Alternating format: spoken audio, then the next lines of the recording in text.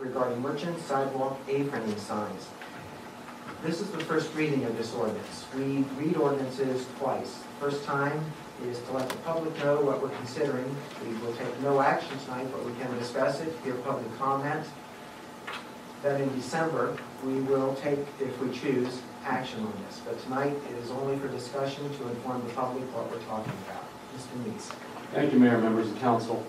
The success of Carefree businesses are critical to the success of the town and the quality of life that our residents enjoy.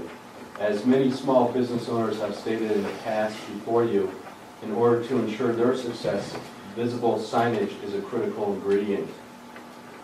Over the past several years, sidewalk signs have been permitted to increase the visibility and awareness of some of the businesses, and many neighboring communities have that also share high aesthetics, such as Carefree, have made such allowances permanent within the structure of their ordinance. This proposed ordinance would also allow for a permanent solution.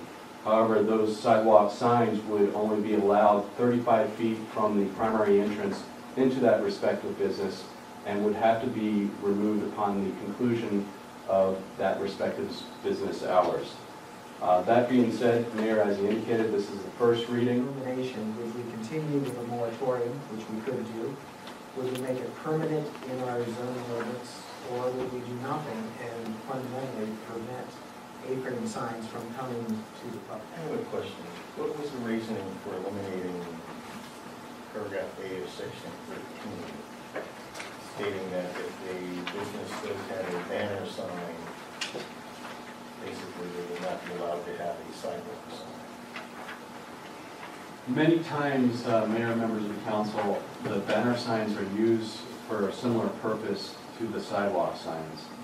And so in order to reduce the redundancy and visual clutter, we only allow them one option, and thereby eliminating that. Are there going to be A-frames out along in front of the Bashas Plaza?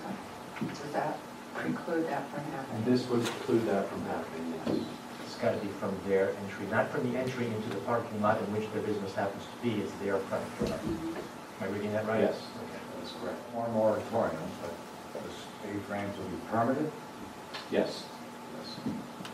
I'd also remind the council that when we say permanent, this council can change this if we turn into a problem. Right. But we've had several occasions where we've extended it.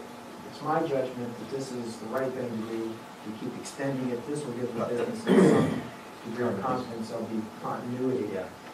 We're not always extending something. I'm in town hall every day, and I do hear the complaints, the staff hears the complaints. And the complaints that we typically hear are about A-frame signs along the arterial streets. This fixes that problem. It gets it right next to the businesses in the town center.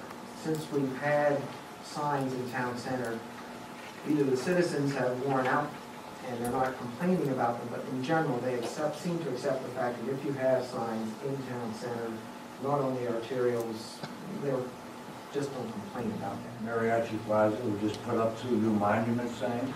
Now, will there still be A-frames allowed out there? The A-frame signs would not be allowed on Tom Darlington or Cape Creek Road. The purpose of those monument signs, as you can see, there's a place for 5 tenant names to be placed on those monument signs. No names have been placed on them. But that's how they get their presence along those arterial streets, through that tasteful architecture in those respective signs that we allowed under the structure of the signage ordinance a number of years ago. So that was installed about a month ago, and we had to see those names being placed out there. I'm sure the owner of that property will be placing them sometime in the near future.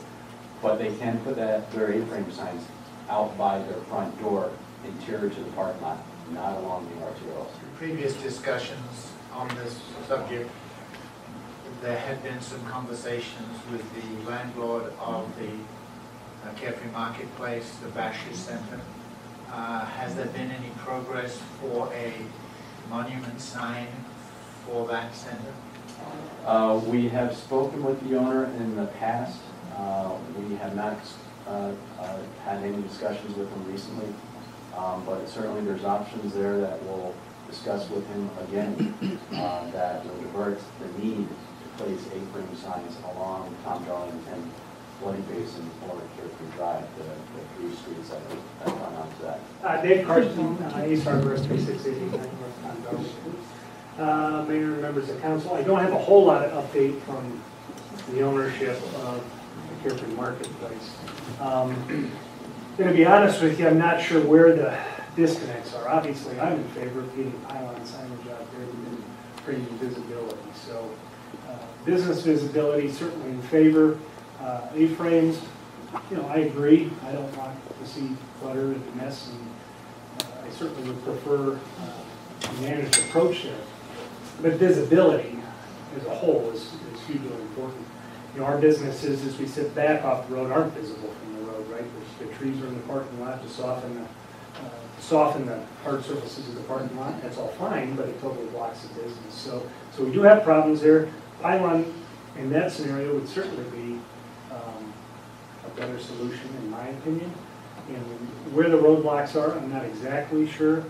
Other than landlord, how much do we have to spend versus public signage in the rights of way versus private property? I know there's some conflicts there, and they had issues with some signage in rights of way that would be funded differently than signage in private property. It would have to be funded by the property owner. So, I'm sorry I don't have more news on that, but I've been pushing from my side to try to come to a solution. Staff and I are always willing to meet with whomever we can to expedite what we would like to see done. I don't think I could be in support of going with a permanent ordinance and/or increasing or allowing. I'm just afraid to go past 2012 with the A-frames. 3 years ago, we did not allow A-frames in town, but we understood the challenges of the business community given the economic cycle we were in. I feel the purpose of a sign, pylons, monuments, is to drive traffic into a center. So that foot traffic, and usually it's the anchors that really pick up that signage, and so the infill shops that take advantage of the expense of the major tenant. In my just private business as a commercial real estate broker, if signage is an important concern, it's an issue that you first have a conversation with your landlord before you strike the lease. And so if signage is critically important to you, that's something that you want to have a conversation with your landlord about, and not look to the town to provide signage for every business in the town. We have a charming community here. We've done what we could with the merchant signs, and I'm just afraid that we'll have A-frames just proliferated throughout our community, when I don't think the way the town's laid out, it's pretty apparent when you drive through Easy Street or any of the other streets, what businesses are there. So I'm struggling with trying to justify doing this, and I'm having a hard time there. I understand. Thank you. Other questions or comments from the council? If I understand this ordinance, this proposed ordinance, it's a step to remove some of the more offensive of the A-frame locations while permitting some in certain areas, as long as there's not a duplicity of signage for that business. That is correct. And Mayor, members of council, it also gives our small business owners a sense of certainty. In today's economy, they look at many variables, and when they feel like there's some sense of success in drawing customers into their store through something as simple as a A-frame sign, they're comfortable with that. And when they're ready to sign a lease, they look at things like this, and if, I'm very conservative and limited government's a good thing, government's telling them, hey, forget the A-frame signs, we're not going to allow it. They're going to make a decision to move out of town. I think this is a good way of managing it. We have standards in there that will ensure that they're properly placed and removed. We haven't seen a proliferation of these things over the last couple of years, and it's been actually more than a couple of years. I think it's been an effective mechanism to draw people into some of the small stores. We're not talking Lowe's and some of the larger anchor stores that we have in town. We're talking small businesses that are really struggling in this economy. So it's an effective tool that gives them some sense of certainty and consistency with our standards. If we keep on temporarily extending this, there's no sense of certainty, and we're going to lose some of our small businesses. So I think that's another aspect of this, is allowing it on a permanent basis. And if we face issues, let's confront those issues and address those issues. So I think this is the appropriate way to do it.